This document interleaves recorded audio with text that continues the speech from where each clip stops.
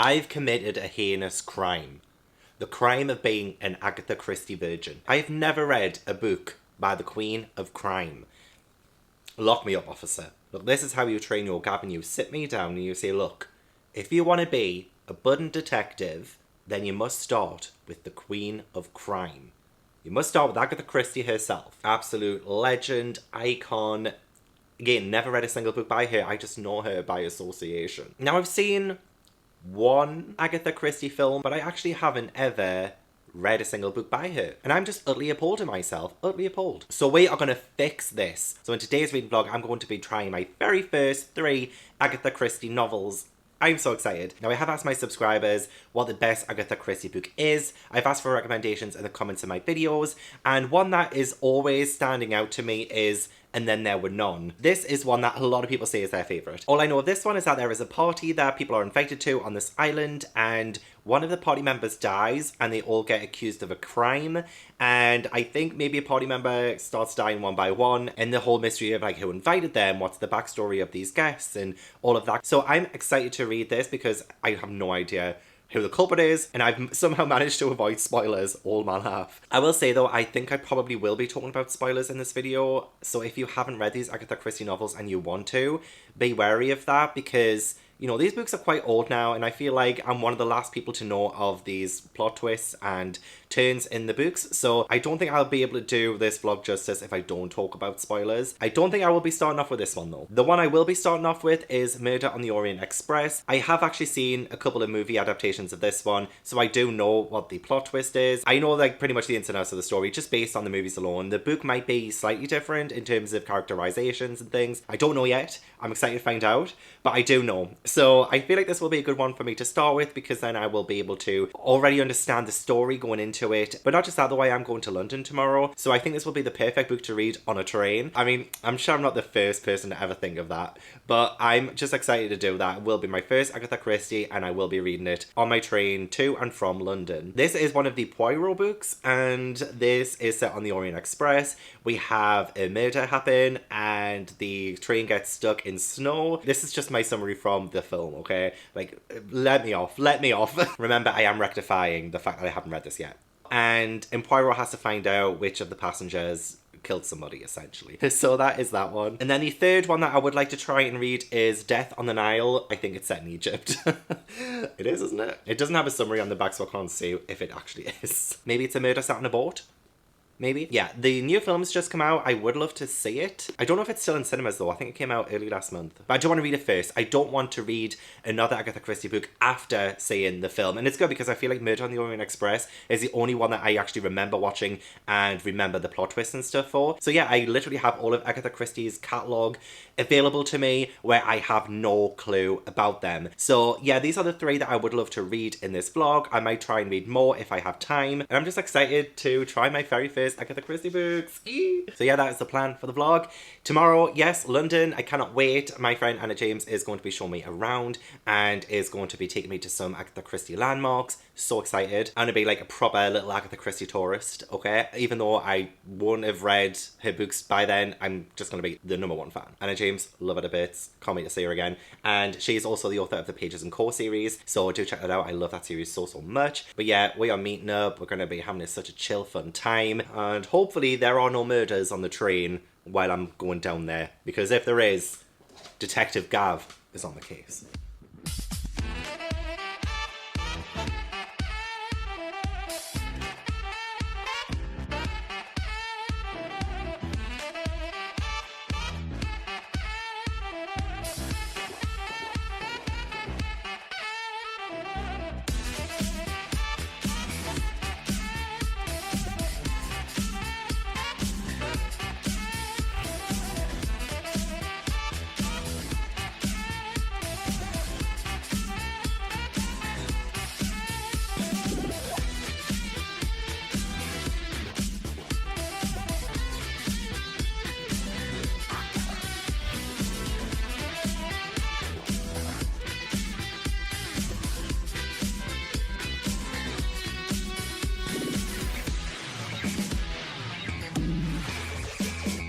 I'm with Anna James. Hi! glamorous, amazing Anna James, taking us around London. Doing a little Christie tour. A little Christie tour, and you know what? It's been quite the adventure so far. We've been on the Underground, which I'm not the best at. I try to go in the wrong way, but I'll come out the wrong way. Yeah, come out the wrong way. But no, Anna's here to look after me and protect me. So I'm safe in Anna's hands, okay? Hopefully.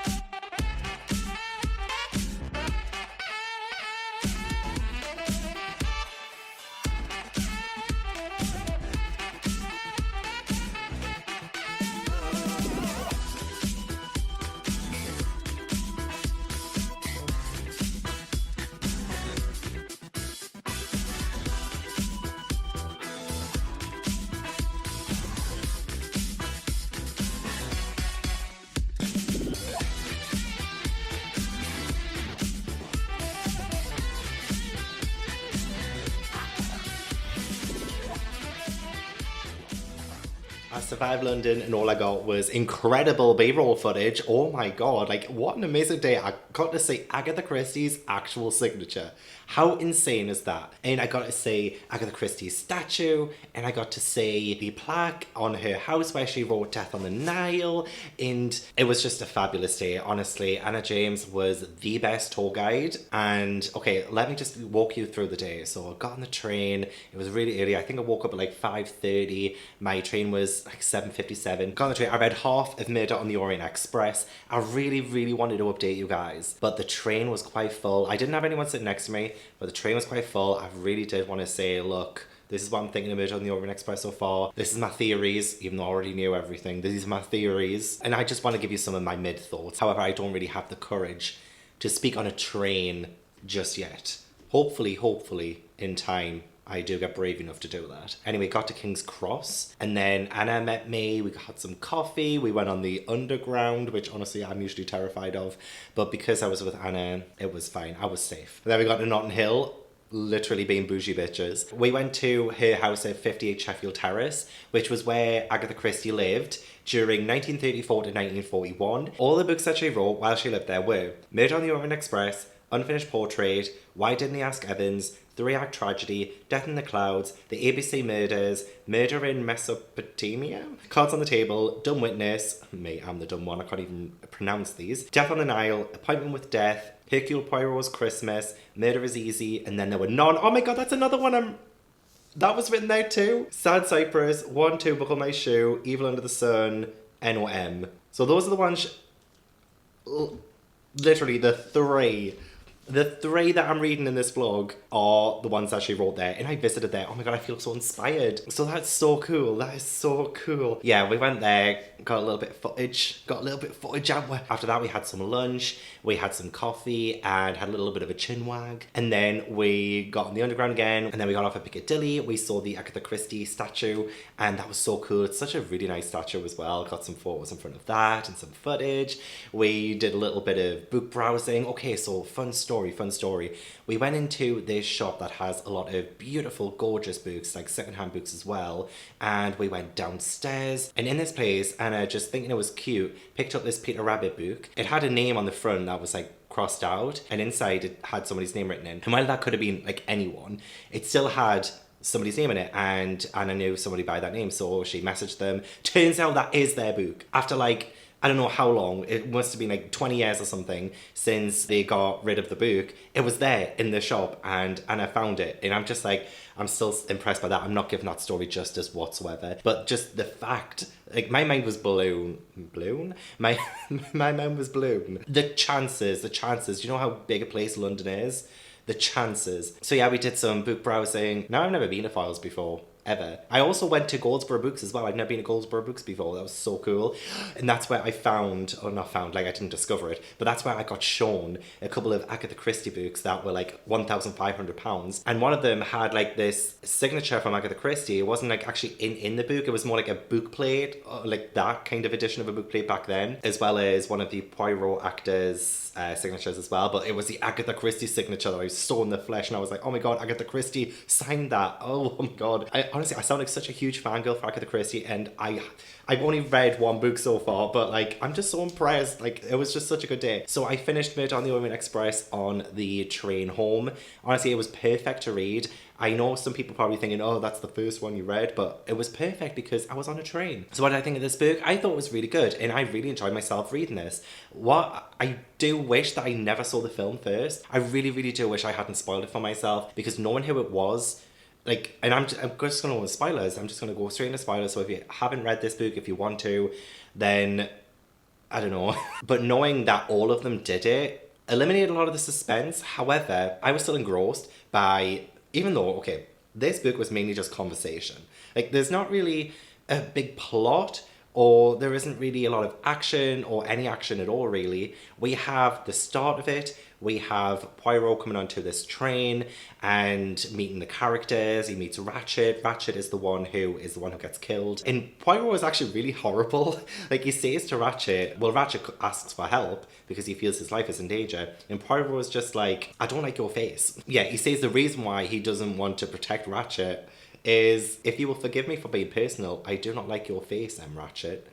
Like, that's not really a nice thing to say. I mean, Ratchet turns out to be actual rat shit. He is an awful person. And thank God he did die. He was involved in the kidnapping and murder of a young girl. Of course, like, I want him dead myself. But you don't say that to somebody before finding that out. Like, Poirot, this is the first time meeting him. Like, and then that's what you say to someone? You're a bitch. Poirot, you're a bitch. But you know what? I appreciated it as well. I loved his honesty, and I liked him as a character. Again, it was mainly just conversation because after the crime happened, although actually during the crime, Poirot had like woken up and like there were noises and stuff, and that was pretty interesting. I liked that. And then I did like how the train got stopped from the snow. That was interesting too. I wish there was a lot more detail on that, Christie. Like, it would have added more to the atmosphere if there was more detail about the snow and stuff, but it's fine, I'm taking it as it is. But yeah, once the crime's happened, once the body's been discovered, it is literally just Poirot in the dining car, talking to the characters one by one, with two other characters as well, and that's pretty much the big chunk of the story, and then he's come to the conclusion of what it is, and talks to all of them about two options. One option is, like, a theory of what happened because all the clues lead to some kind of unknown person from Ratchet's past who's been threatening him, came on board and then left as well, which didn't make sense. None of it made sense, but that was because all of the passengers were in on it. And that, I think if I hadn't have known that from the movie, I would have shit myself. I would have been like, what? Oh my God. But unfortunately I wasn't. So like there was no surprise there, but it doesn't matter. It doesn't matter. I'm taking that out of the equation. I still think the build up to that was really good. I thought it looked so impossible. They did it so well because the passengers had given different alibis to different people who you wouldn't really connect with. So if one person was really suspicious, there was another person's kind of account that would eliminate the suspicion from them almost. Like, it was so clever the way it was done that it got me excited because I was like, okay, I know what happens, but like, if I was playing along at home, I would have been trying to have pieced it together myself. And I don't think I could have done. So this was just really fun. And I know a lot of people said this isn't Agatha Christie's best, but it was definitely fun to play along with. I do want to try and play along with the next one and try and see if I can update you during it so that I can tell you what my theories are. But again, just because I read this on the train there and back, I couldn't give you an update halfway through or on the train home as, you know, all the revelations were happening. I couldn't do that because I was scared. But I am going to read and then they went on next. So I will update you while reading that one so that I can tell you my theories, what I'm thinking and all of that. But Murder on the Orient Express I thought was really good for what it was, and I can imagine this was like revolutionary back in its time, especially with the twists and stuff. And this is a good start for me with Agatha Christie. Like, I'm really excited to continue. And yeah, I don't think there's anything else to say about this one. But I will be reading and then there were none next. However, I will be trying to add another book in this reading vlog. I want to try and read The Murder of Roger Ackroyd because Anna's sister Hester has read like every Agatha Christie novel, and I wanted to know what her favourites were, what her least favourites were. One of her favourites was The Murder of Roger Ackroyd. So I really wanted to give that one a read too. I want to see if I can fit this on. And I have heard good things about that one too. But I don't own it, so I will try and maybe just audiobook that one or ebook it. It says that Poirot retires to a village near the home of a friend, Roger Ackroyd. Soon after, Ackroyd is murdered and Poirot must come out of retirement to solve the case. So that sounds really, really good actually. So yeah, first one done. So Murder on the Orient Express. I'm going to give these ratings just to spice up this vlog a little bit. So I will give Murder on the Orient Express 4 stars. It was just so good. It really was. It was just so easy to read. I just kept going. I didn't want to stop. It was a fun time. And I read it on a train, which I think added to the atmosphere. So yeah, now I'm going to go and read, and then went on. Okay, fellow detectives. I am 2 chapters in, and I already know who did it. It was all of them. So we have 10 characters. Okay, let's keep track of them. We've had 10 characters. 8 of them have been invited to the island on this day that we start, but 2 other characters came to the island 2 days before. So let's get into the characters. The 2 characters that came in 2 days before were Mr. and Mrs. Rogers, or Thomas and Ethel Rogers. Thomas is the butler and Ethel is the maid. So yeah, they haven't actually met the owners, but they are working at this house. What's really interesting is that each chapter has almost a different perspective. Like, they're split up. The chapter is split up into, well, the first chapter was split up into 8 little sections, and then the second chapter was split up into more, and then each little section focuses on a different character. So the most interesting section bit that I want to talk about first is the one with Vera. So Vera has been shown her room by Mrs. Rogers, and Vera has been hired to work as a secretary there. Yet again, she hasn't met her employer. But what was interesting about Vera is that when she saw Mrs. Rogers, she thought that she looked like she was frightened of something. So she's seen something, she's scared of something. What has she seen? What has she seen? Did she do it? I mean, the murder hasn't happened yet, but did she do it? And then Vera was looking out at the sea and mentioned something about drowning. So somebody drowned. She said she didn't want to think about it. So there's also something a little bit shady with Vera. What's going on? So that's mainly what I picked out from the first 2 chapters. I'm being introduced to all these characters and I'm not really sure. So the other characters are Anthony Marston, General MacArthur, Emily Brent, Mr. Armstrong, which I thought might have been a connection to Murder on the Orient Express. I don't know if maybe that is just coincidence. Maybe Agatha Christie didn't have any other surnames to think of when she wrote this. But again, she did write in the same house she wrote Murder on the Orient Express. So, who knows? We've also met William Blow, Philip Lombard, who, during his tiny little section, he has this, like, smile. It says he's a beast of prey. He was going to enjoy that week. Why? Why describe him as a beast of prey? Why was he smiling to himself? What is he concocting? And Mr. Justice Wargrave. So at the end of chapter 2, we had Emily Brent going down to dinner. And I don't know if that's when the murder happens or what, but I'm excited. I'm going to continue reading. I just want to introduce the characters to you so that I could try and keep track of them too. I think I have a bit of a mental image of each one in my head so that when I continue moving forward, I can point my finger at them and be like, it was you. But yeah, so far I'm a little bit suspicious of Vera and also suspicious of Philip Lombard because why would you smile? I just don't like the look of them. Also, there is this recurring kind of thing about the 10 little soldiers in the rhyme and how it ties into the title, and then there were none. Sorry, I'm just going to have to put you on my crotch while I find it. Actually, that's not too bad an angle. So the rhyme is 10 little soldier boys went out to dine, one choked his little self, and then there were 9. So that's how the 10 little soldier rhyme goes until there's only one left, which I believe will tie into the actual murders and stuff. So I wonder, is the first person to die going to die at this dinner? And are they going to choke to death? Essentially, that's what I'm wondering. But yes, it is Soldier Island. There are 10 of them. Oh, I just read on the back that each of the people who are there are accused of a terrible crime. So are these all criminals that have been invited? But I was wondering about the drowning thing. Maybe Vera did something that involved drowning. Did she drown someone? The plot thickens. I'm going to get a better angle for the next update. Okay, gang, we have a mystery to solve. As soon as I said about the whole criminal thing that happened at the end, like each of them have done a terrible crime, as soon as I said that in the update, during the party, Mr. Rogers played a gramophone recording record thing that he was told to play by Mr. Owen, who, again, he hasn't met. And instead of music playing from this gramophone, it was a voice. And this voice accuses each of the guests of a murder. And then shit hits the fan. No one's died yet, but it's so exciting, like, the way that it just comes out of nowhere. Incredible. So let's try and figure this out. So each person has been accused of a crime, but surely one of these people has to be there's going to be murder. I know there's going to be murder. So one of these people has to be the real Mr. and Mrs. Owen, who probably don't even exist, but somebody brought them here. So who brought them here? It's got to be one of these, right? If I go through the accusations, maybe I might find out which one maybe sounds fake, because I have a inkling that whoever brought them there, if it's one of them, they will put in this recording an accusation on themselves of a death, a murder, to take off the suspicion, because then they're not the only one who wasn't mentioned. But my theory is the person who's brought them here is one of the guests. They've given a fake murder, a fake crime in this recording to throw off the scent. Might just be one person, might be 2 people, who knows? So what we have to do is try and figure out which one of these is fake. I mean, I might be totally wrong. But we have Edward George Armstrong.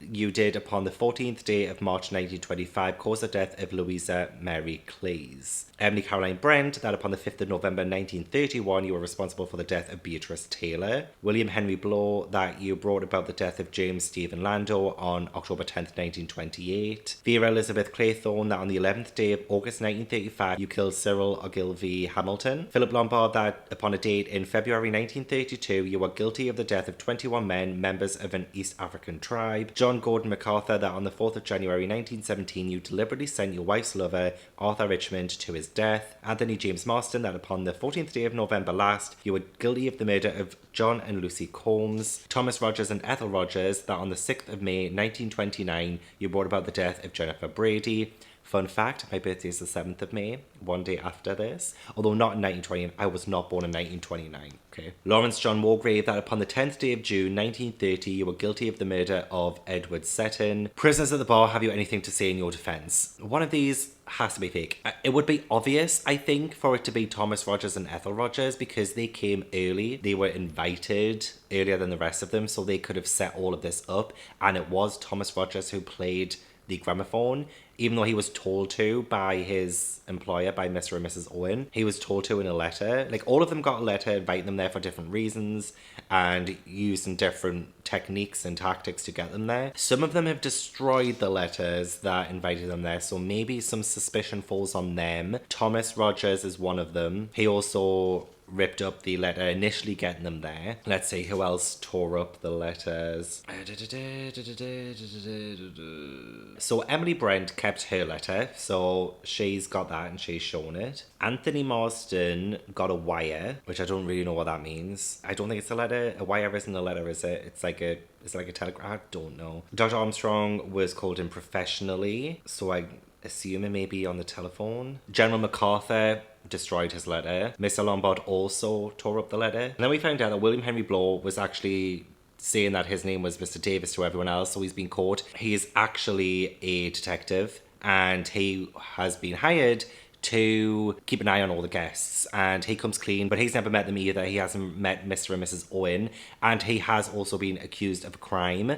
So he's also just been invited there like everyone else under the same false pretenses. So those were the only ones that had mentioned like any kind of letters. So I don't know if all of them kept them or destroyed them. But it's also an interesting fact that we had a detective get hired by them to keep an eye on the other ones under that same that's interesting. So I'm just going back over the gramophone and what that said. What am I missing? The Anthony James Marsden murder happened most recently, and it was a double murder. John and Lucy Combs. Are John and Lucy Combs Mr. and Mrs. Owen?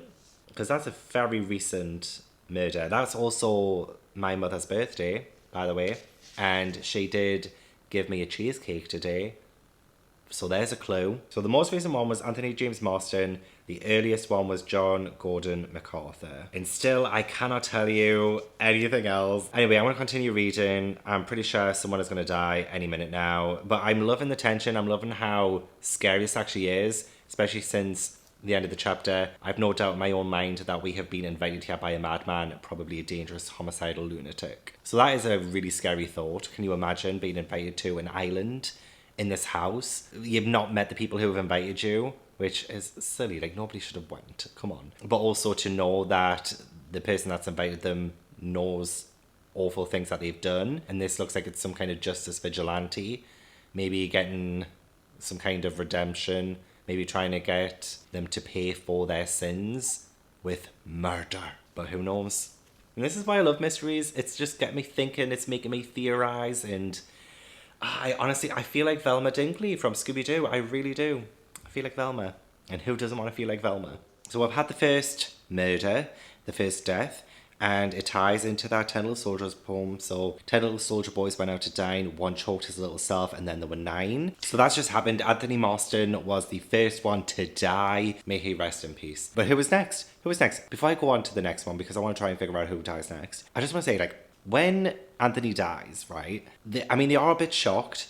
They kind of think it's suicide because he drinks from his drink and then chokes and dies. And the doctor, Dr. Armstrong, finds out that there was, poison in it. And they think he did it himself. Although they say, well, that doesn't make sense. Why would he kill himself? I mean, he was in the middle of saying, wow, how thrilling this is, because this is like a thriller. And then drinks his drink and then dies. So obviously he didn't kill himself. And yet they just seem so very calm. Like, they are going to try and get off the island in the morning when the boat comes. But everyone's just like, okay, let's go to bed now. Let's go to sleep. And everyone goes to their rooms and just think about themselves and the people that were mentioned on the gramophone. And we are finding out a little bit more about what happened. A lot of the things were accidents, apparently. And all of that. That's quite interesting. But yeah, someone's just died. Yeah, they were shocked to begin with, but their reactions just don't really make a lot of sense. So they're all in it. So going back to this poem then, the next line is 9 little soldier boys sat up very late. One overslept himself, and then there were 8. My theory is that it might be Mrs. Rogers that dies next, because she fainted after hearing the gramophone, and then during all of this commotion, she is asleep. Oh yeah, so when they're going to bed, her husband goes to check on her, and then he comes back and says she is sleeping beautiful. That makes me think that she oversleeps and dies. That is my theory. Let's see if I'm right. I was right. Literally 2 pages later, I was right. Mrs. Rogers is dead. She is the second person dead. Called it. I'm going to continue reading. What is the third part of the poem? 8 little soldier boys travelling in Devon. One said he'd stay there, and then there was 7. One said he'd stay there. There was a character during his section, I believe it's General MacArthur. I should write all of this down. He says at the end of his part in the prior chapter, he knew suddenly that he didn't want to leave the island. According to the poem, one said he'd stay there, and then there were 7. So I think he might be the next one after Mrs. Rogers. And then after that, 7 little soldier boys chopping up sticks. 1 chopped himself in halves, and then there were 6. 1 chopped himself in halves, and then there were 6. Nothing's springing to mind, quite honestly. So I'm going to leave that there. That's the end of my predictions of that. But I do think General MacArthur is next. Let's see if I'm right. But also, let's continue reading because I want to try and get halfway through before I go to bed. It's 1 a.m. I do have a busy day ahead of me tomorrow. I do want to get to at least page 125. I don't know how I'm going to sleep though because now I'm so invested. I want to know what is going on. Okay, Scooby Gang, it is time for bed. It's 2 a.m. But I am 138 pages into this, which means I'm just over the halfway mark now. I'm still enjoying it, still really enjoying it. And I was correct. General MacArthur was the 3rd person to die. I knew it. So what was the 4th rhyme again? 1 chopped himself in halves, and then there were 6. My theory is maybe that it's Mr. Rogers next, because there's a lot of suspicion on him at the minute. Chopped himself in halves. Rogers is the only one who's really cooking for everyone. So that could be a reference to a knife, chopping, food, I don't know, maybe get stabbed. So that is my theory. I think it is Mr. Rogers next. And he's also the one who's by himself a lot because he does a lot of stuff for them. So there's a lot of opportunity for him to get, killed. Yeah, General MacArthur was knocked off by getting knocked in the back of the head. But I was right, wasn't I? He did say in his head that he was going to stay. I mean, I feel like maybe that is obvious and I feel like it's supposed to be obvious. The order of people dying. But who does that leave? Who does that leave? Because now they are saying that's definitely one of them. There isn't anybody else on the island because they've looked. So it has to be one of them. Mr. Justice, Wargrave, he is kind of taken over. He is kind of laying the facts in front of everyone, like almost like a Poirot character. So maybe it's him. Maybe he's taking control of the situation in order to get suspicion from him, because if he's the one who's saying all the facts and taking charge, then people will look to him to be the person with the answers, and you don't really suspect the detective character, even though he's not a detective, he's a judge. I don't know though, I don't think it's that obvious. Maybe it is obvious and maybe I'm just being dumb. That's my theory now. Maybe it's the judge, and that Thomas Rogers is the one who gets killed next. Yeah, he's the only one I can think of relating to chopping anything. Time for bed now, even though I really do wish that I could read a lot more and finish this. I do wish I could finish this. Dying to know what the mystery is. However, I will see you in the morning. I was right again. Okay, so Rogers was the next person to die, but it wasn't because of him chopping food. It was because he was chopping sticks for the fire, which I should have known. But what is absolutely great about this is that I'm just like having such a blast figuring out who's next. But I don't think I can figure out who's next, just judging by what the rhyme is saying. Because the next part of the rhyme is 6 little soldier boys playing with a hive, a bumblebee stung one, and then there were 5. And there hasn't really been anything about a hive, anything to do with bees. I don't think so. And I can't tell which one of them is the killer because they all seem a little bit strange. There have been moments where they've gone a little mad, and during those moments you think, oh, maybe they could be it. But then I don't know. I'm trying to figure it out. I bet you as soon as it gets revealed who it is, I will know who it is. And that's the frustrating part, is that I want to try and figure it out before I get to that point. But I'm 162 pages in, so not long to go. I think I have about 90, 80 pages left. I don't think I can give you a prediction on who's next. But I predicted the first 4 deaths correctly. Didn't I? I'm so good. But I bet you everyone who reads this can predict that. The next person got it. Like literally 2 pages after I finished my update. I wouldn't have got it because it wasn't foreshadowed like the other ones were. But it was Emily Brent. Emily Brent got it, so now there are 5 left. And again, we do not know who it is. So the next part of the rhyme is 5 little soldier boys going in for law.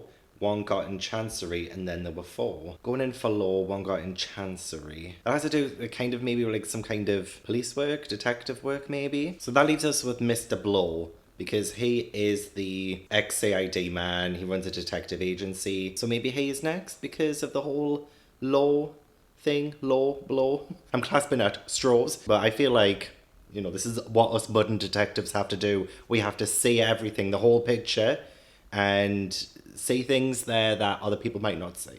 But I will update you if I find out I'm right. The judge was Oh, he's the one with the law. Yeah, Mr. Justice Wargrave, the judge. That's to do with the law. So why was I thinking of blow? It was because it rhymed, okay? It's because it rhymed. But no, Justice, he must be the one who gets it next because I feel like there's a lot of suspicion on him. There's also a lot of suspicion on Dr. Armstrong. It could be either one of them too, but that seems quite obvious. Go back to the rhyme. Let's see who we think will die next in order. Again. Sorry, I just keep going backwards and forward. 5 little soldier boys going in for law. 1 got in chancery and then there were 4. So maybe the judge, I think maybe the judge is that one. 4 little soldier boys going out to sea. A red herring swallowed 1 and then there were 3. So red herring, I feel like a lot of the clues are pointing towards Dr. Armstrong because Emily Brent died from a syringe and Dr. Armstrong had a syringe and it looked like he also might have murdered Mrs. Rogers. So I feel like he's a big red herring. So I think it's the judge and then Mr. Armstrong, which will leave Mr. Blow, Vera, Philip Lombard. And you know what? Philip Lombard, I feel like just hasn't really done much. He's the one I kind of remember the least amount doing. He just seems to be there. 3 little soldier boys walking in the zoo. A big bear hugged 1. And then there were 2. A big bear hugged 1. Okay, that gives me nothing. 2 little soldier boys sitting in the sun. 1 got frizzled up and then there was 1. 1 little soldier boy left all alone. He went and hanged himself and then there was none. Okay, so I feel like the 2 most obvious ones are the judge and Dr. Armstrong. So I feel like we can eliminate them. We have Vera, Philip Lombard, and Mr. Blow. And I just feel like now Philip Lombard, I don't know, he seems like he isn't really doing much. So he's my new chief suspect. He's my new prime suspect in this case. Philip Lombard, because is he there when people get knocked off? Does he have alibis? I don't know if I've been paying that well attention. But that is my new theory. I think it's Philip Lombard because he seems to be the most unsuspecting, which makes him the biggest suspect. I've moved into the library because it's a lot sunnier in here. Change of atmosphere. I was right. It was the judge who was next. And yeah, so now there are only 4 left. Dr. Armstrong, Vera, Philip Lombard, and Mr. Blow. Those are the 4 that are left. And my theory was that Dr. Armstrong will get it next because I believe he is the red herring. I do believe he's the red herring. This vlog is going to be all over the place as I'm trying to connect the dots and things. Thank you for your patience. That's all I can say. Okay, Armstrong has disappeared. He's not dead. At least his body's not found. Yeah, he was the next part of the rhyme, so I was right about that. Because I just feel like all along he's been the red herring because most of the signs point to him being the killer. So he walks out of the house and Lombard and Mr. Blow follow him. Vera stays locked in her room. So I just don't know. It just seems more and more impossible. Yeah, I don't think Armstrong is dead. I do not think Armstrong is dead. But he can't be the killer. I feel like that's the red herring, is that it seems like he's a killer, but he's not. But it's also a red herring because it says that he's dead, but he's not. You know? But maybe it's a red herring. Maybe he actually is dead. And the red herring thing is to make it look like he is, which is what I said in the first place, I think, isn't it? Oh my god, I'm talking in circles. I do not know. So, but like how? But the next part of the rhyme is 3 little soldier boys walking in the zoo, a big bear hugged 1, and then there were 2. And Vera's just made the observation that they're the zoo because they were acting like animals last night. So like they're the zoo, so which one of them is the bear? I feel like one of the bigger men, because I'm thinking bear as in, you know, like gay terms. Is one of them a bear? Is essentially what I'm trying to find out. I still think it might be Lombard. Ignore me if I'm wrong.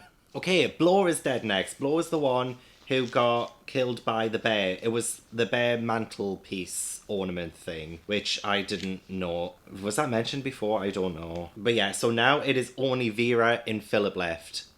My money is still on Lombard. God, I don't know though. I don't know it could be either of them. It can't be Armstrong because that's so obvious. But I don't know. Hang on.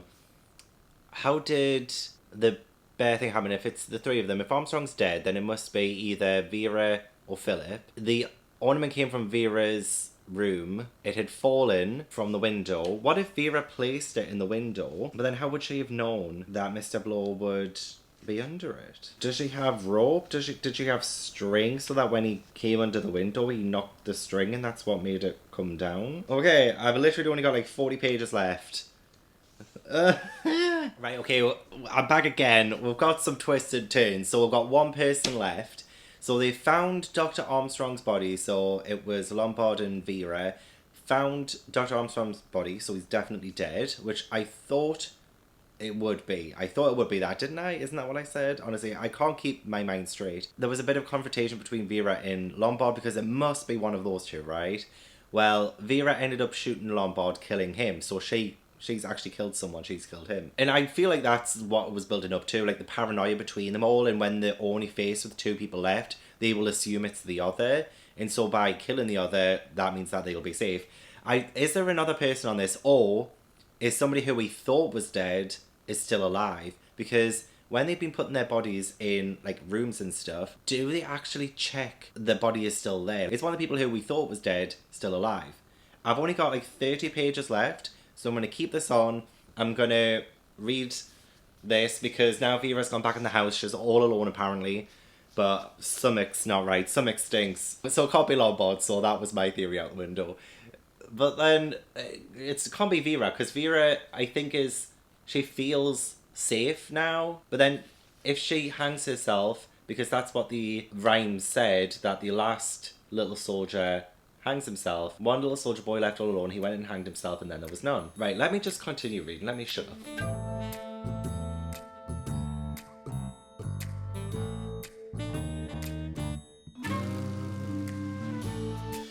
Okay. That was actually the last chapter. I'm going into an epilogue now. So Vera's hanged herself. I'm so confused. Okay, epilogue time. Epilogue. Let's find out what actually happens. There's 25 pages of this epilogue. Hopefully this explains everything.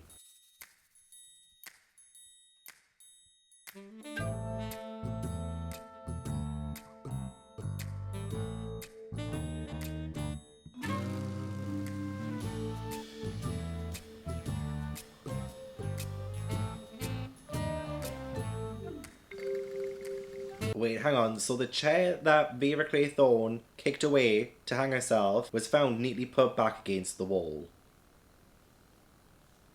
So somebody was on this island. How can it be one of the other ones? Because in this epilogue there are two officers, two policemen, two detectives, whatever, talking about the 10 bodies that were found on the island. So that means, like, my theory of, oh, maybe one of them wasn't actually dead, and nobody checked on the bodies after they put them in their rooms and stuff, because all of them were found and it says how they were all killed. Now we're on to a manuscript document sent to Scotland Yard by the master of the Emma Jane fishing trawler. I don't know what that means.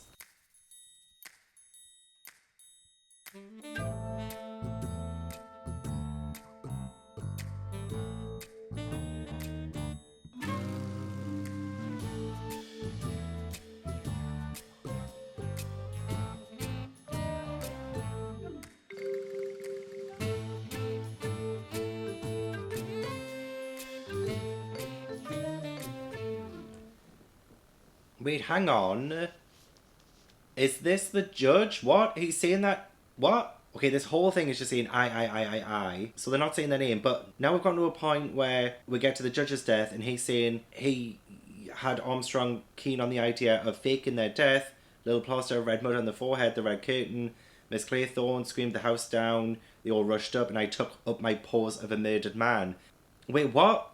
So my theory was correct that one of the dead weren't actually dead. But, like, what? So he's saying it was his ambition to invent a murder mystery that no one could solve. I said it was probably one of the people who died and they just didn't check the bodies, didn't I? Didn't I? Also editing Gav here at 2 a.m. in the morning to say that I had totally forgotten that I did think it was the judge at one point. I did, didn't I? I was just too tired at the time I theorised it was the judge to remember that I thought it was the judge at one point. So I did guess that it was the judge as well. I'm so good.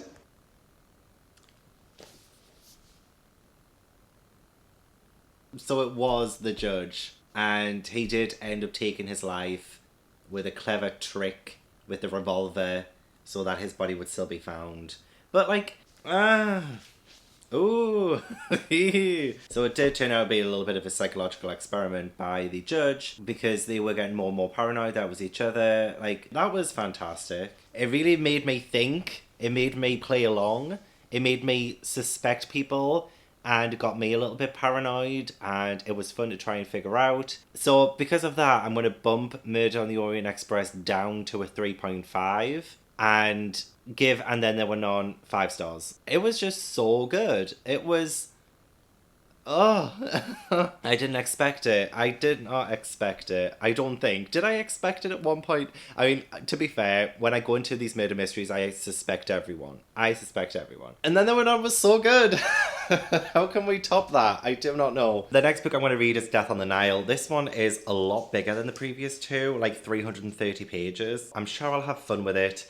I'm sure I'll love the Egyptian setting, and I think this is Poirot again. Yeah, I'm gonna get into it like straight away. I'm loving these murder mysteries. Oh my god. Is this a new obsession of mine? Potentially. Don't mind me, I'm just entering my crime queen era because I am turning into such a Agatha Christie nut. What's happened to me? So I did just go to the shop and get my favourite red wine, but I'm saving that for tomorrow. I'm doing a live show with my patrons tomorrow. I'm doing a bit of a movie night, and I'm going to be finishing this tonight, I hope. I need to tell you all about Death on the Nile so far because I was waiting for something to happen and nothing was happening. Nobody was dying, and literally the death... I'm going to tell you all about this in a second. The death didn't actually happen until page 148. I'm currently on 158. But the death didn't happen until that much into the book. And I had no idea who was going to die. Okay, before I go into that, let's just update my life. It is Saturday. I've not long finished work. I mean, I literally finished 30 minutes ago. 30 minutes ago, and I'm getting this out. I just want something nice and chill for tonight.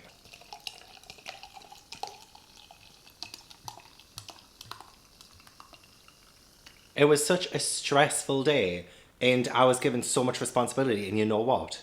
I feel amazing. Like, my problem management, my skills. Do you ever feel like that after a hard day at work, and you come home and you feel accomplished and amazing, even though it was stressful? That is me right now. I loved it. I don't know about you guys as well, but when it's also been a little bit stressful, I buy books, and I bought 3 Agatha Christie books today. So I did get The Murder of Roger Ackroyd because I was going to try and e-book it or audiobook it, but I've been having so much fun reading the Agatha Christie books physically and trying to play along with the crimes and stuff that I just knew I wouldn't be able to do this book justice if I didn't read it physically. So I got this one, and I also got 2 that I hadn't really heard of before, A Body in the Library and 5 Little Pigs. I don't know if they're any good, but these were just the ones that were on the shelf, so I just pulled them off, really, and I was like, these are mine. These are mine now. I did buy them. Don't worry, I did buy them. But yeah, that is my little Agatha Christie haul. My whole channel is going to be rebranded. How to Train Your Gavan to Solve Crime. So let's talk about Death on the Nile. I did want to first read part of it and get up to the murder so that I could tell you what the book was about, because I've never read this book before, never seen the film before. I can't even read a summary, so I didn't actually know who was going to die, what the crime was going to be. I just knew there was going to be a death on the Nile. That's all I knew going into it. So we open up and we have Lynette, and Lynette is a socialite. She is very rich and powerful and all of this, but she's a really nice person. She is friends with someone called Jacqueline or Jacqui, and Jacqui wants her boyfriend Simon to get a job with Lynette. And we cut a little bit forward, flash forward a little bit, and Lynette and Simon are actually together, and Jacqui has been cast aside, essentially. So Lynette and Simon, wherever they go, Lynette follows, essentially, and it seems very suspect. And they all end up meeting in Egypt. Poirot is there, and Poirot talks to all of them. Lynette is saying she's worried. Poirot kind of brushes... You know what? It's the same with Murder on the Orient Express. He comes to Poirot with his concerns about his life, and Poirot is just like, okay. You know what I mean? It's like, Poirot does try and talk to Jacqui and says this is not really the path you should go down. And like, I'm not saying Jacqui is the murderer or anything, and I don't know if it is. I don't think it is. But hang on, I'm going too far ahead. So yeah, I don't know why Poirot didn't take Lynette's worries more seriously. He just seems to just brush them aside so willy-nilly, and I do feel bad about it. Like, he's not really like the nicest of characters, but I can imagine he's worked that many cases, he doesn't really trust people, and he's just that kind of person, you know. One night, we are in a saloon, and Jacqui is there with Simon, and Lynette has gone to bed, and then we had an incident between Jacqui and Simon where Jacqui pulled out a pistol, shot Simon in the leg, and now Jacqui's like hysterical. She's like, oh my god, I didn't mean it. And now she's gone to go to a bedroom, and somebody else else is like watching the entire time. And then we have Simon get kind of treated and stuff, all while Lynette is in bed. And then the next morning, which is where I've just got up to, Lynette is discovered dead, and she has been shot with a pistol behind her ear, I think it was, like around about here. Dun dun dun, who did it? So I can't really do what I did with And Then There Were None, where I had that whole suspect list and I was like, oh, was this business? Because there's quite a few characters, and I'm stumped. I'm a little bit stumped because I don't think we'll go the obvious route and say it was Jacqui. I don't think it could have been Jacqui because Jacqui was in the saloon and then she had to go straight to her chambers and somebody else was watching her the entire time because she did flip out and stuff. And she's the most obvious choice. She had a pistol, even though she kicked it away after she shot Simon, she kicked it away. And then when the people come back to get the gun, it's gone. Somebody's taken the pistol and they think nothing more of it. And Simon, he's been shot and he has to take a drug and he's like out for the count. So it can't be Simon. And I don't think it can be Jacqui. So someone's killed Lynette and we do not know who. So far with this one as well, I haven't been as, well, we are following And Then There Were None, right? And that was so exciting. The whole mystery of that started pretty quickly, whereas this one is taking nearly 150 pages for the crime to take place. And I don't know if that was intentional. I don't know if maybe that was so that we could get a glimpse into the characters and feel a bit more for them beforehand. Because a lot of the time, and especially I guess with And Then There Were None and Murder on the Orient Express, I didn't really know the victims all that well. And then they're kind of killed off. So in this one, I think Christie was very adamant in making Lynette seem like a more fully fleshed character. And you know, I do feel bad for Lynette, even though she and Simon got together while Simon was saying Jacqui. I do feel bad for Jacqui. But yeah, I think that's why Christie had this whole thing at the start of Death on the Nile. So like it started very, very slowly. So now that the crime is taking place, it's starting to get a bit more exciting. And the fact that it had to follow And Then There Were None, I feel bad for this book, quite honestly. So yeah, the characters on the SS Karnak, there are quite a few. Yeah, I think it'll just get too convoluted if I try and go through every single character and try and figure out which one did it like that. I want to read some more. I want to read some more now that the crime's taking place. I want to see some more of the evidence, find out alibis and stuff, and try and figure out who did it. But at the minute, there's just far too many characters for me to narrow it down. Whereas it was really easy with And Then There Were None to do that whole character study and stuff. So yeah, I'm just going to get straight into reading this. I've got my Smirnoff Ice, you know, classy bitch I am. Christie would be proud. Oh, I also need to eat. I keep forgetting to eat, so I should eat. Let's solve another mystery. Cheers.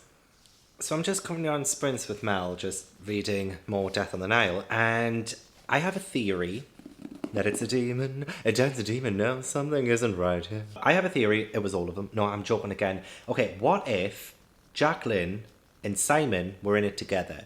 Something struck out to me, okay, when somebody mentioned, or at least they were recounting what had happened in this saloon when Jacqueline shot Simon. It was just something they said that made me think that potentially this could have been all an act. Well, somebody said how it was almost like Jacqueline was making a scene. So that was almost a little red flag for me. I thought, because she looks at Poirot before she goes into the saloon that night, and he said that he saw a peel or what did he say? I'm not going to highlight this. I'm not going to annotate this. Come on, it's too beautiful. He saw something, like an appeal or something in her eyes. He kind of thinks something might happen or something not. But like, she knows something going in that saloon. She knows that what she's about to do.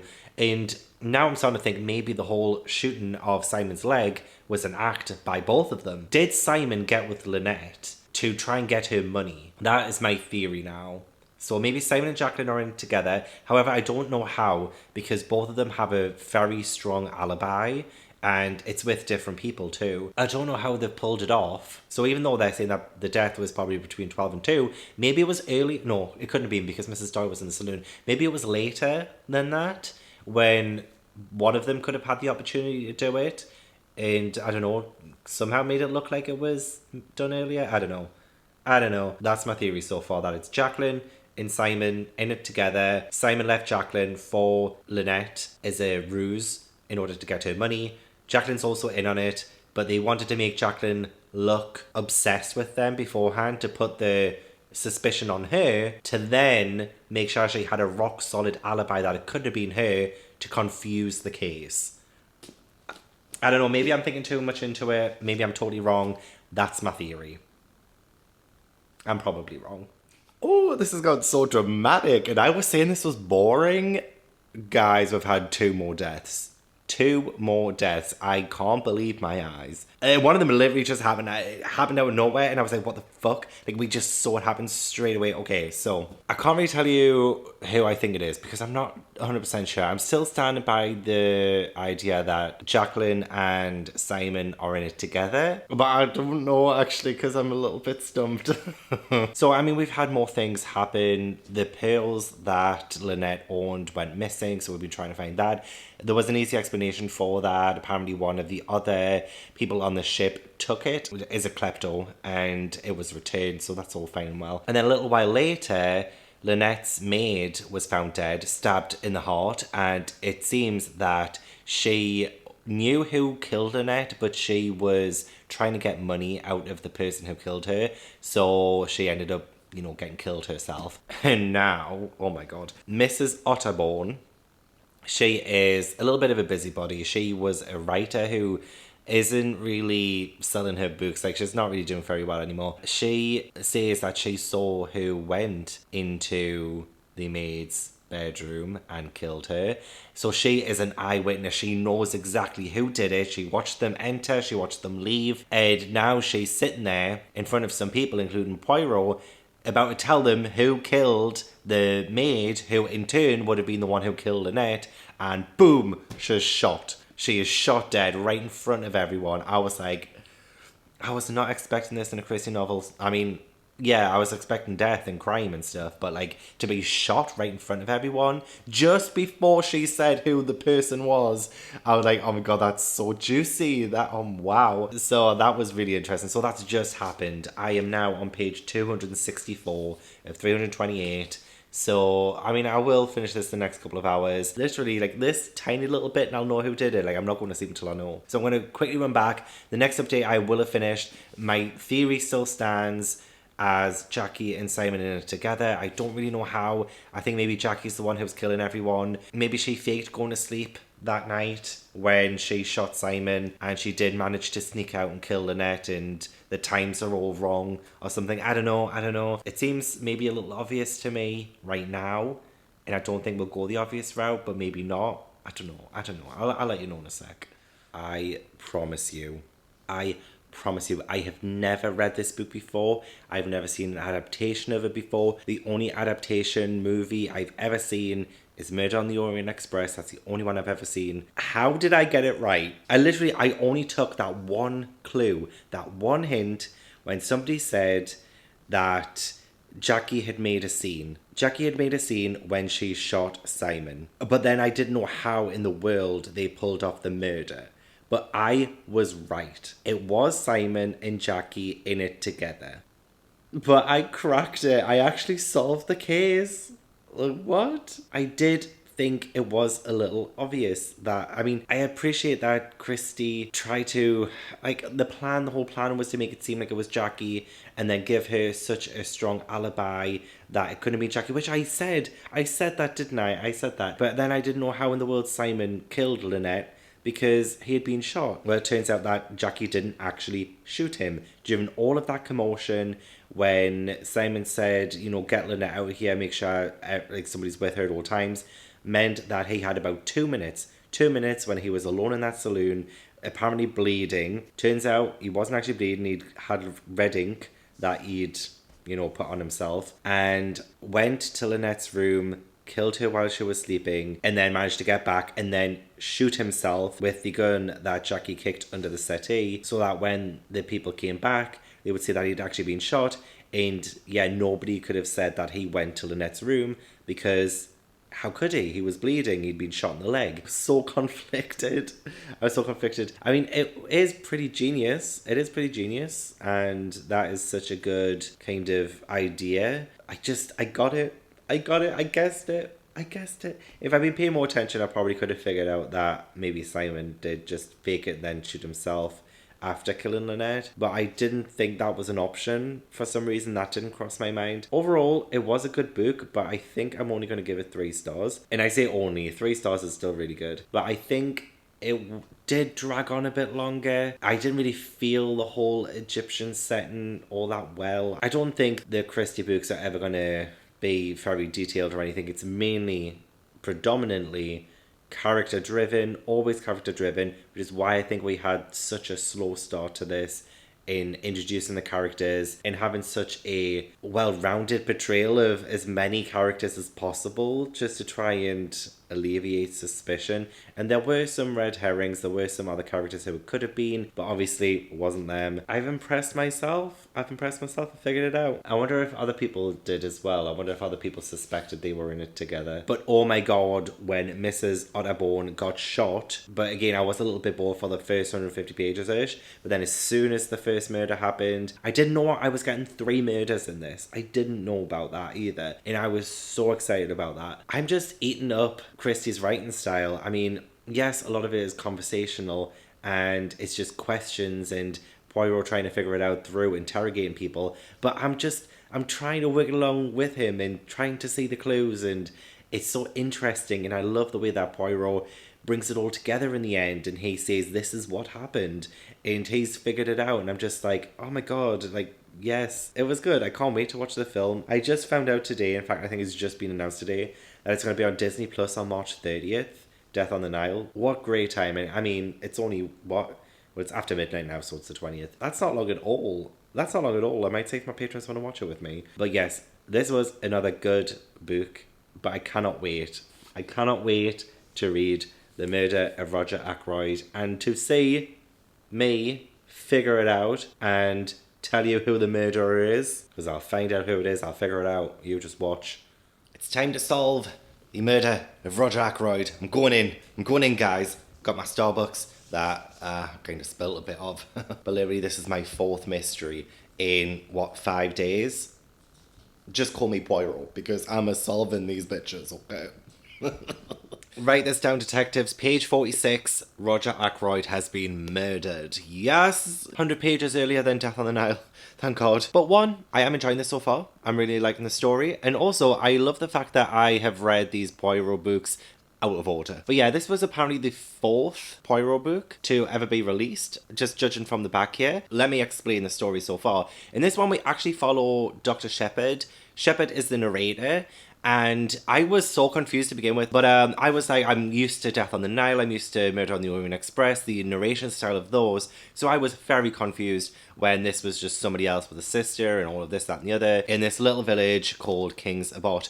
And yeah, Poirot has retired to this village, and I was like, well, this is only the 4th book, he hasn't retired yet, surely. So I was just a little all over the place, essentially. The story in this is that we have Roger and his fiancée died at the very start of the book, and it looks like suicide. Somebody has been blackmailing her, and she admits that she poisoned her previous husband and he died, and I think she's been like racked up with guilt about that. And so when she tells Roger, who, you know, they've been engaged for a year but she doesn't want anyone to know about it because of the mourning period, she tells Roger that she did kill her previous husband, and he is like, whoa, what the fuck have I got myself into? Yeah, that look of fear in his eyes. They went their separate ways. So it looks like Mrs. Ferrers, who is Roger's fiancée, and she apparently committed suicide in order to do that whole life for a life thing. Like, she took a life and now she's given her life away kind of thing. And she had sent a letter to Roger, and it arrived the day after her death, and Roger is opening it, and Dr. Shepherd is there, and then Roger says, get out, I want to read this by myself, even though in this letter it will have the name of the person who blackmailed Mrs. Ferrers. And I don't think I've explained this right, because honestly my mind is just like, as it always is. And then page 46, Dr. Shepherd gets a call from, what's his name again? Parker, who is, I think, the butler, gets a phone call to say that Roger is murdered. And that's where I've ended it off at. I was like, okay, I wanted to wait until the actual murder happens so that I could talk to you about the story so far, and it has. It's happened, and fortunately quite early on, because I was not about to read, 150 pages before something actually happened, okay? So I am really enjoying this so far. Again, the narration style is so different, but that is because we're following a different character. But I do believe that Poirot is the lead detective in this case, and Dr. Shepherd will go to Poirot at some point. At least that's what I'm hoping. We can't have a Poirot book without Poirot. I am Poirot's progeny. Prodigy? Prodigy. Is it prodigy or progeny? Let me double check. Okay, The Prodigy is a musical band, so is it progeny? A descendant or the descendants of a person? Prodigy, I'm sure it's prodigy, you know, like when they're the mentor. Oh, prodigy. A young person with exceptional qualities or abilities. Yes, I am a prodigy of Poirot. That is my new name, okay? That is my new channel name, The Prodigy of Poirot, because I'm going to figure this out. Okay, my new suspect is Geoffrey Raymond. He is Roger's secretary, or was, and he's seen the dagger that killed Roger. He knows who gave Roger it and all of that. That's not what made me suspicious. What made me suspicious is the inspector saying, "Nice young fellow that, something honest and ingenuous about him." And then Dr. Shepherd, our narrator, says, "I agreed in the 2 years that Geoffrey Raymond has been secretary to Ackroyd, I have never seen him ruffled or out of temper. And he has been, I know, a most efficient secretary." It's just the way that the other character's saying he's nice, honest, ingenuous, you know, like red flags. Red flags. I do not trust anybody who says that about another character in a Christie novel. I just feel like that's just trying too hard to throw us off. So Geoffrey Raymond is my chief suspect now. Maybe I'm just a really critical person. Maybe I'm just a bitch. But yeah, something's off. Something's off. I also want to say as well, Parker, who is like the butler and is their chief suspect, but I don't believe it is. Our main character got a phone call from Parker to say, "Oh, Roger is dead." And Parker is saying that he didn't make that phone call. And so somebody did. So maybe the phone call was actually from Geoffrey Raymond from the household because, you know, he is Roger's secretary. And by saying that it was Parker, it would put the suspicion on him. I don't know. Maybe I'm reaching. I don't know. Okay, we are almost going to get to Hercule Poirot, and I can't wait for his introduction in this book, quite honestly. I mean, we did see him briefly earlier on, but the main character, Dr. Shepherd, wasn't sure who he was and gave the wrong name anyway, so I didn't know it was him myself. But then Flora, who is Roger's niece, has come to the main character, Dr. Shepherd, and asked for them to go to, you know, Hercule Poirot so that he can help investigate this case. And the main character is suspiciously not wanting Poirot to be part of the investigation. I'm saying red flags here as well. Like, why doesn't he want Poirot, one of the best private investigators ever, to investigate the death of his friend? That's suspicious.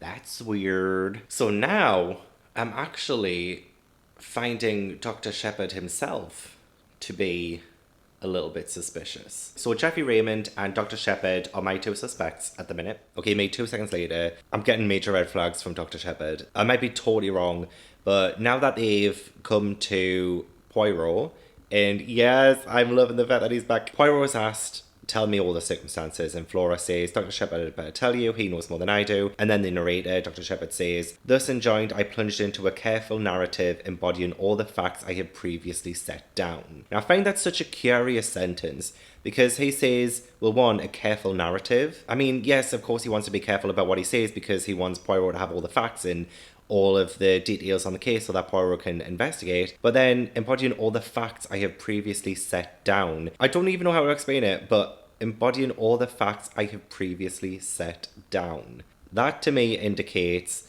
that he is giving the story in his way, his version of it, the version that will take all suspicion from him. That's just what I'm getting from the sentence. Instead of saying something like, "I told him everything that happened," he's saying all the facts I have previously set down. I don't know how to explain it, but that just, it's raising a red flag to me. He's just being extremely careful about what he's saying. I don't know. I might be reading too much into it. I want to go back to reading, so if I'm wrong, I'm wrong. So close to finishing my 4th and final Agatha Christie book for this week. Had to get the red wine out, didn't I? I am ready to wine, crime, and 69 the evidence. And I do still think it is Dr. Shepherd. He is my prime suspect. I find him a little bit sketchy. Even though he's the narrator, he is telling us the story. I just don't quite fully believe everything he says. And there was that instance where he was just being a little too careful with his first meeting with Poirot. And I'm just like, you've got something to hide. I mean, it could be an innocent thing, because a few other characters have come forward with something that's been pretty innocent. But I just, with every other suspect, I just don't fully believe it was them. My gut instinct is not saying it's them. Like, one of the suspects is Flora, who was Roger's niece. I don't think it's her.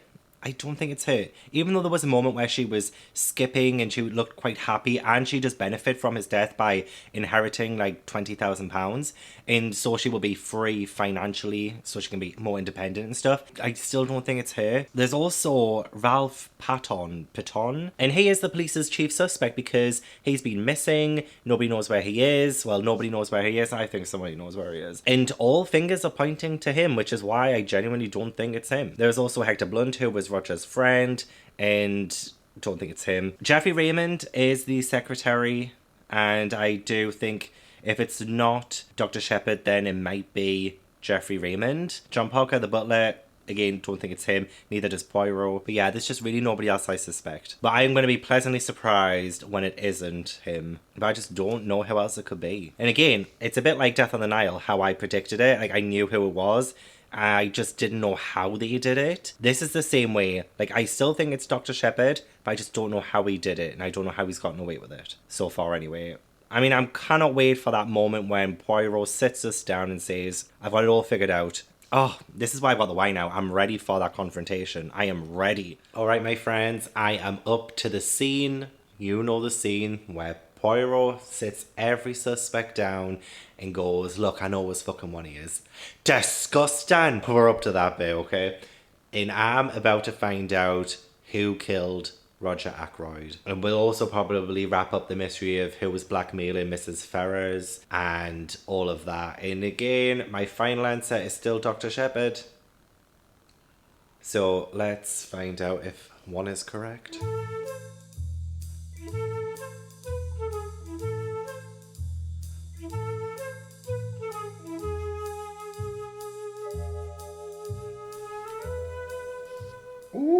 This is so dramatic. Ralph Patton, who's been missing this entire time, has just arrived. He's standing in the doorway. The way it revealed as well was hilarious because Poirot is like, I know where he is, and everyone's like, where? No, he is not in Cranchester. He is there. Oh my god, it's so dramatic. Why?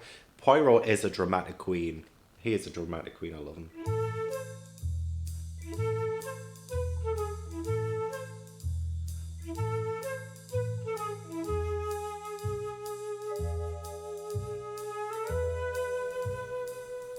Okay, Poirot isn't going to say who the murderer is, he just knows there's one of them in the room.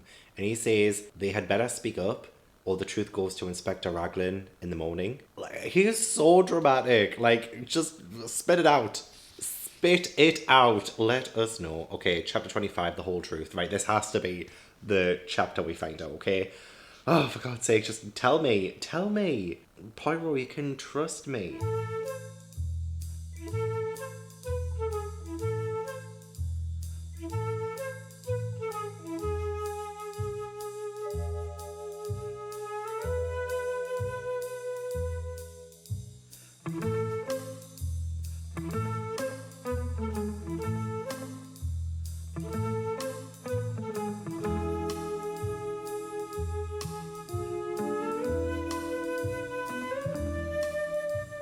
I fucking knew it. I fucking knew it. I am literally the L Woods of crime. What, you solved the mystery in the murder of Roger Ackroyd?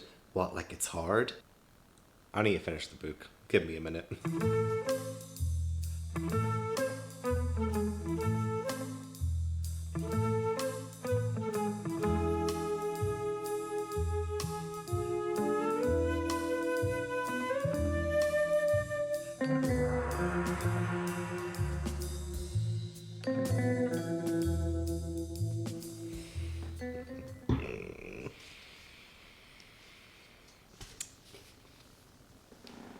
I can't believe it.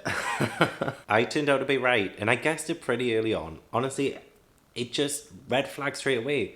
The way he didn't want Poirot to be part of the investigation, and then the way he first told Poirot the story of what's happened so far, it was just red flag straight away. I mean, I don't mean to be rude, but were people genuinely surprised by the twist? I didn't find it that surprising. And it's strange as well because the only really mysteries that I read or middle grade mysteries. Murder Most and Ladylike, Adventures on Trains. Those are the kinds of books that I've read. And then, of course, the other 3 Agatha Christie books I read in this vlog. Wow, I've impressed myself. I promise I've never read these books before. I didn't know what the twists were. Honestly, I didn't spoil it for myself. I'm literally as good as Poirot. Just like in Death on the Nile, I didn't know how Dr. Shepherd did it. I didn't know the intricacies of the actual mystery and how he did it. It was just a gut instinct. I knew he was the person who killed Roger. What can I say?